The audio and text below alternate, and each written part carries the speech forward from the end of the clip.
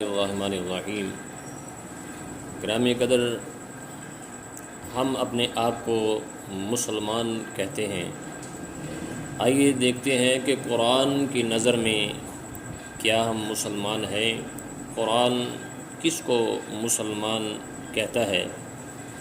رب العالمین، احکم الحاکمین، خالق کائنات، مالک الملک، ذوالجلال والاکرام کا ارشاد گرامی ہے، بلا من اسلم وجہہ للہ وہو محسن فلہ اجرہ عند ربہ ولا خوف علیہم ولا ہم یحزنون۔ خالق کائنات نے ارشاد فرمایا، ہاں جس نے اپنا چہرہ اللہ کے لیے جھکا دیا، یعنی کہ اپنے آپ کو اللہ کے سپرد کر دیا، وہ صاحب احسان ہو گیا۔ اس کا اجر اللہ کے پاس ہے۔ ایسے لوگوں کو نہ کوئی خوف ہے، نہ ہی کوئی غم ہے، نہ وہ خوف زدہ ہوں گے اور نہ ہی وہ رنجیدہ ہوں گے۔ قرآن پاک نے یہ تعریف کی ہے مسلمان کی۔ تو آئیے ہم نے دیکھنا ہے کہ کیا قرآن پاک کی نظر میں ہم کیسے مسلمان ہیں، آیا کہ ہم اس کے مطابق ہیں۔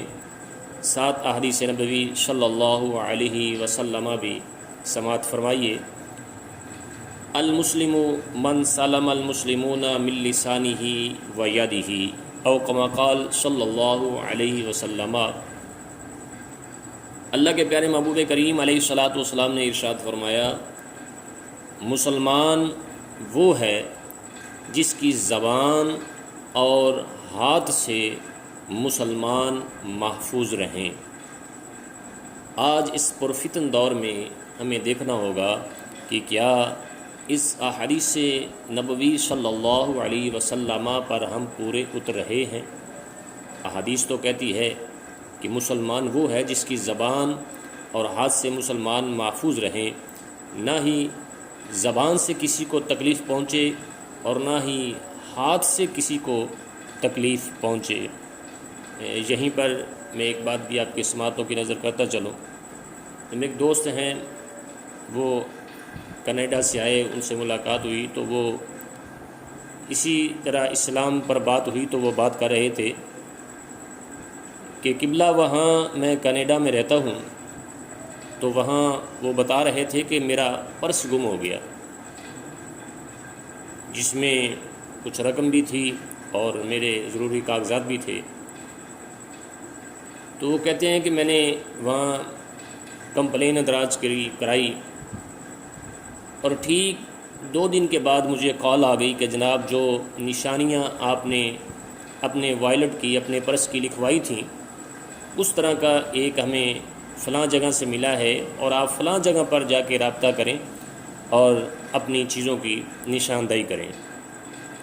تو وہ کہتے ہیں کہ جب میں اس مقام پر پہنچا تو میں نے جا کر دیکھا تو وہ واقعتاً میرا ہی پرس تھا، میرا ہی وائلٹ تھا، اور میں نے جب اسے اٹھا کر دیکھا، اپنی ساری چیزیں دیکھیں، تو کوئی چیز بھی میری ادھر سے ادھر نہیں ہوئی۔